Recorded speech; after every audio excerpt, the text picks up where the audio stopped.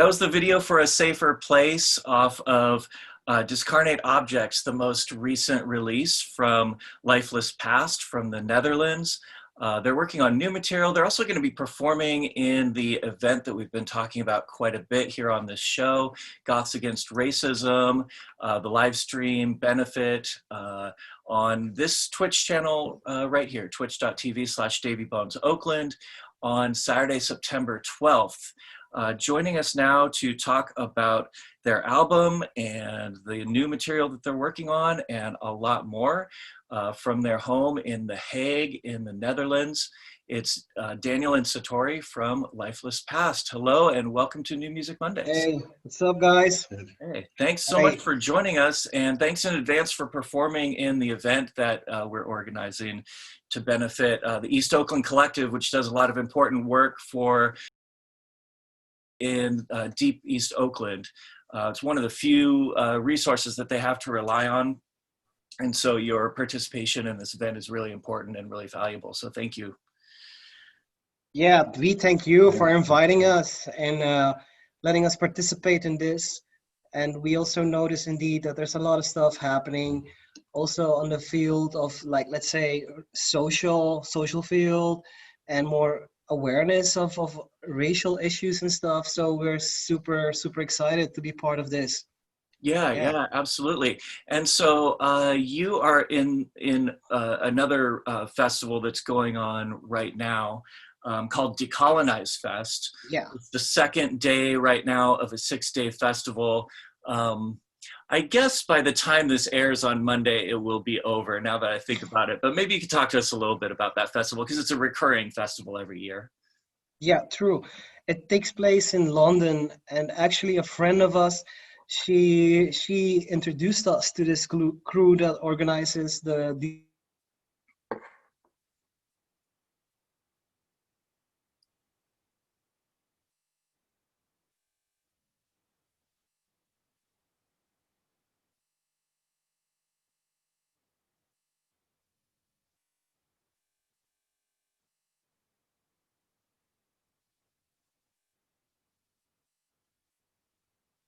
fit in the idea and what they are about. And they invited us also last year to play at a festival. I think it was Supernatural Festival in Reading, and they had their own stage. So that was also very cool. It was a very nice festival. We met the people also from the Decolonized festival crew. Very nice people. So we had a good time there. Good, that's awesome. And that's how we kind of stayed in contact. So they had the festival planned for this year, but due to all this COVID situation, they decided to do it like an online streaming festival. That's great. It's really important to be participating in these kinds of things right now, right? Yeah, for sure. Especially taking advantage of some of the momentum that we have around social justice. It's a good time to be active. It's the best time to really make these things also known to the outside world. Yeah, that's right. So I'd like to talk about your album and the new material that you're working on. But first, I'm just curious what the pandemic has been like in the Netherlands. And have you had to shelter in place like we have here in the States? And how has it affected you personally? How has it affected your band as far as like rehearsals and your creative process? Yeah. Well, like in Holland now, from the beginning, the government was very passive about it. So I think we didn't have all these regulations from the beginning already. It was more, I think, halfway through April that it was mandatory to wear a mask and things like this. And gradually they kind of closed like venues and bars and things like this. And they also have this rule that if you want to have a gathering, you need to have this space of 1.5 meters between each person. But for us, it was like we have our own rehearsal place, so we could just still continue practicing we had a bunch of gigs actually that should have taken place like in April. We had a few gigs. We had one also in the UK. Uh, we were supposed to come to the US in September this year, Mhm. but this is all being canceled. I mean, that's a bummer. It's a big bummer because we were looking forward to all these events. But on the other side, we now have time to just rehearse more and write new material.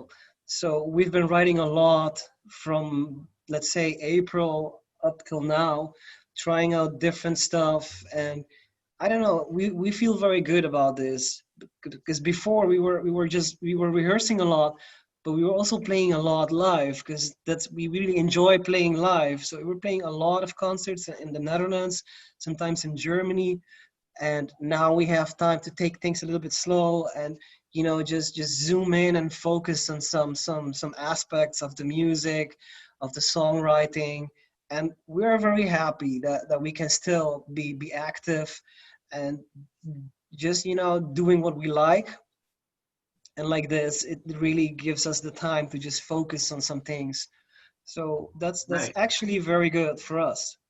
Yeah, I'm in a band myself, and I do find that when you've got a show every month or more, it really distracts from songwriting because you're just preparing for the next show, right? So, Exactly. yeah. Yeah. So tell us about the new material that you're working on. Is this going to be a full-length release or an EP? What are you thinking? Yeah, because we have a lot of songs, so we will be making a selection of which songs will be on the album. I think up till now we have written like 12 songs, and um, it's a nice process because Daniel joined the band last year, right? Yeah, 19. 2019. Yeah. So from that moment, like the whole dynamic, it also changed, and also what he's doing in the band now. Before him, we were just guitar, vocals, backing tracks, drums and bass, and synthesizer. But now we don't have the synthesizer. We do have some synthesizer in the songs, but basically on the live setting, he's playing percussion, he's playing parts of a drum kit, and that adds a different element to the music. We're really happy about that. We're very stoked about it, and we're really finding the best way how to capture this and also put this on the recordings on the album. So it's gonna be different compared to the other releases we did in the past. But this is a fun one. It's something very fun to work on, and you really enjoy it. And it's a good dynamic. Yeah, yeah, that's awesome. So, how did the two of you meet and decide to? How did you decide to recruit Daniel into the band? Yeah, so I think I met Daniel at a few concerts. At the Lifeless Past concert, he was working also at a venue, so he booked us one time, and from that moment on, we became friends. He was coming to the concerts a lot, and he was very involved. And then there came a time then that my previous bandmate, he had to go abroad for a few months, but we still had some concerts planned, so I needed someone to fill in, and I called Daniel, and he was up for it. So we started rehearsing the songs, and he's not playing synthesizer, so we were like, okay, how can we do something with the music? Let's see if we can add in. And he had this drum pad, so we were using the drum pad to add some extra floor toms or some extra claps and things to the music. And from that point we were trying out stuff, and we found this combination of having, let's say, partial parts of a drum together with the backing track, with the drum computer track. And that felt very good. It felt very nice. It feels good, especially when we're playing live, because there's kind of more energy, and there's like the drums are being also more full. So we got very stoked on that. And then the previous bandmate, he got very busy with a lot of stuff in his life happening, and lots of changes. So then we just agreed on continuing the two of us. So he became a solid member of Lifeless Past. Okay. And Daniel, has drums always been your primary instrument, or do you play other things? Actually, I play bass, Mhm. and when I really started practicing drums was actually when I got into this band. Okay. Because before I just play drums for fun whenever I get to just jam and chill. But now I actually started playing and really listening in different way as well. Right, right. And have you played bass for a long time, like in other bands and stuff? Yes, I've played in other bands, but it was actually more grindcore and power violence. And because I've actually never really heard about this post-punk until I've seen Lifeless Past for the first time. So yeah, it was really interesting for me to put up with this project. You know, it's really interesting that it seems like musicians that come from a more hardcore background make really great post-punk musicians. Yeah, And that's that true. happens in so many bands. Like Boot Blacks has a new drummer who's really great and perfect for their band, who's been playing thrash punk pretty much for his whole life. There's other bands too. I can't think of off the top of my head, but I know there's a few other examples of musicians Yeah, coming a lot of from hardcore. European bands are like this because I also know from some of those bands from Spain, for example, and you have people playing in a post-punk band or a death rock band, but these guys they're also playing in a crust band or in a power violence band, and that's also one thing that we notice here, like our friends, because we're involved a lot in the underground scene and the post squatting scene, and these people really appreciate also the dark wave music, the post punk music, and we have a good click, good vibe going on with these people. Right, right. Hey, let's talk about the other live stream events that you are involved in. So we've got September 12th coming up very soon after this interview airs. What other things are you involved in? Where can people see you perform online? So the next one is also the Decolonize Fest, and which is taking place now. Actually, it started on Monday. Before that, we played also a streaming concert in Rotterdam. This was held by a bar, but due to the situation now with the COVID, the bar is closed. It was closed for like 2 months, and then they decided to just start having some weekly live streaming, inviting bands that have played there or bands that they like. So that was kind of the first streaming concert we did. Like I remember all the way beginning when this whole thing started, we did one streaming session or two, just from the rehearsal room, with our phones and stuff, and then we started to record and writing a lot, so we were not really streaming that much. And now we are being invited to participate in like these concerts or festivals held online, and it's very nice. We also have a streaming one for this local kind of underground radio station from The Hague. It's called Radio Tonka, and that will be on the 19th of September. So there will be also a stream, but I think this one is more like an audio only. Okay, But we're trying to also capture this on video, and cool.